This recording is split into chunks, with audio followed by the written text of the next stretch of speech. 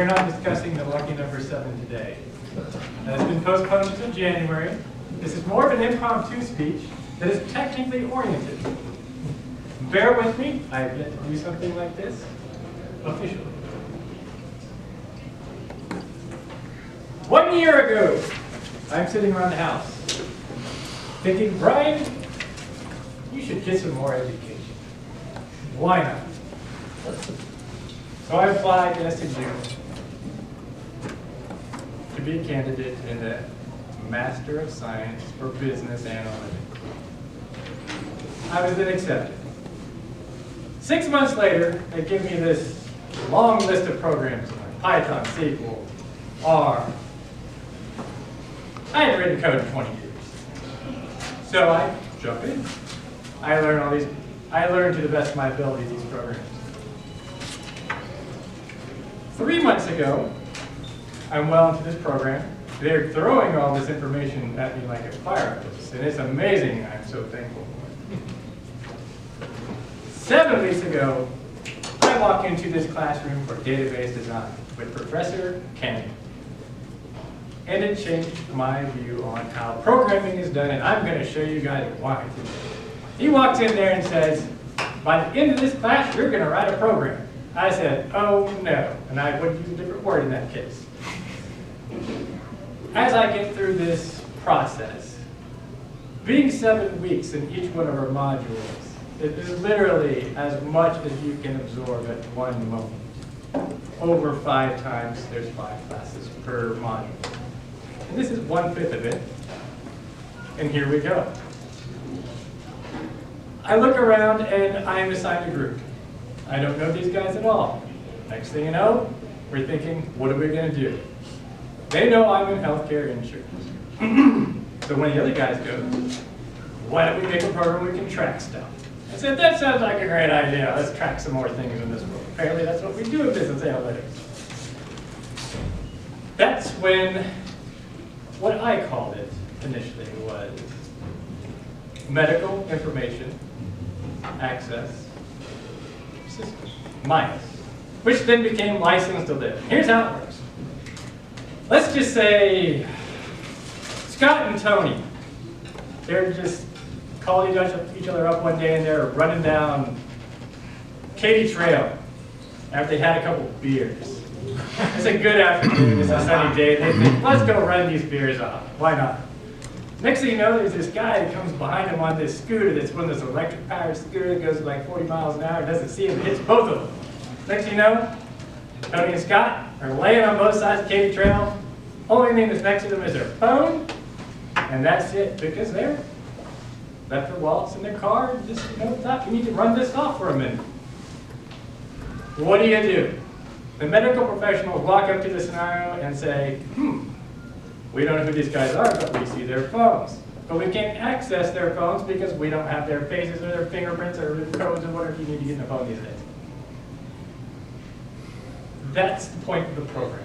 And I'll show you how it works in just a moment. What happens is there's a QR code, and it can be really anything. I've designed this to be multifunctional. Whatever application we want to put in there, insert here, it can be. I chose a QR code because they're very useful and easy these days. Someone, a medical professional, walks up to Tony and Scott, sees their phone, scans that, pulls up their whole medical history, their primary care, what they're allergic to, like don't give Tony shellfish, or he might have a problem. It's not directly related to what I do for a living. However, it can be also transformative. It was more of the process of, hey, I've got to build a database, which I use Amazon to build my database. I use their server. I'm going to be as minimally technically, I am technically challenged sometimes when it comes to saying these things. I used numerous programs to build this, which included multiple tables and databases coming together, access from anyone, from anywhere, and full functionality. In fact, my professor liked it so much, he said you could build this thing out to a full-scale application where medical professionals actually could use, and it could be implemented into very large-scale systems. I don't know if I'll do it. There's really more to getting past, can I do it? And you're going to see that I did. So, here we go. I'm going to use myself as my own test patient.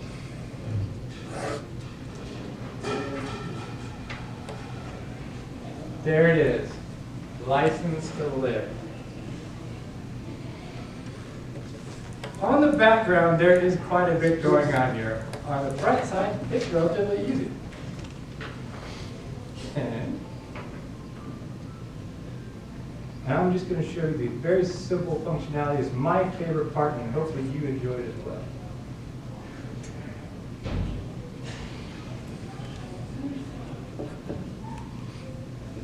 Okay, this is the cool stuff. And I never thought that I could actually do this. Here's Bryan Barber's driver's license.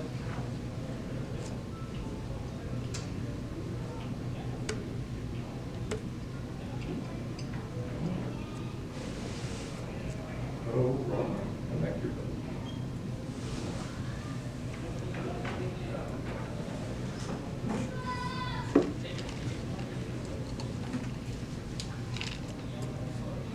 Of course, in a technical demonstration, the one thing is going to go wrong? Absolutely does. Let's try this. Oh, it's got two.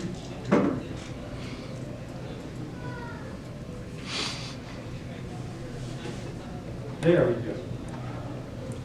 If you didn't know, this is all the stuff that shows on the back of your barcode on your license. And this is called parsing. So what it's doing is reading everything that's on the back of the license, and you can see part of this is my name and my date of birth. And I actually got a load.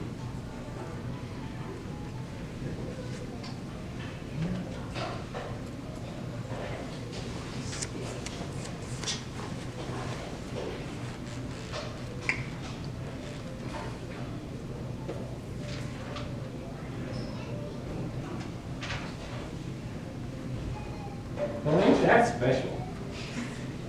But we're connecting right now. Oh, there we go. Fully parsed, saved database.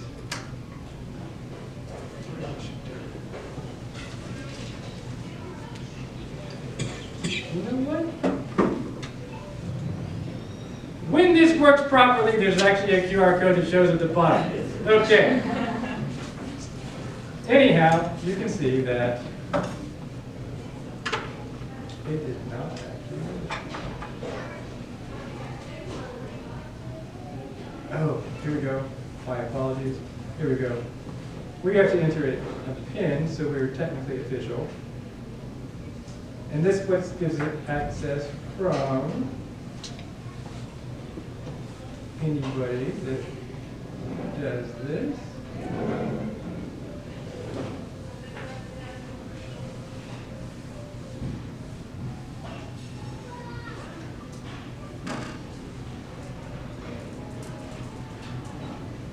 Well, anyhow, my time's up, but if it works, I promise it does. What it does is you can let it dribble a minute, but it's drinking on the side of the road. Thank you.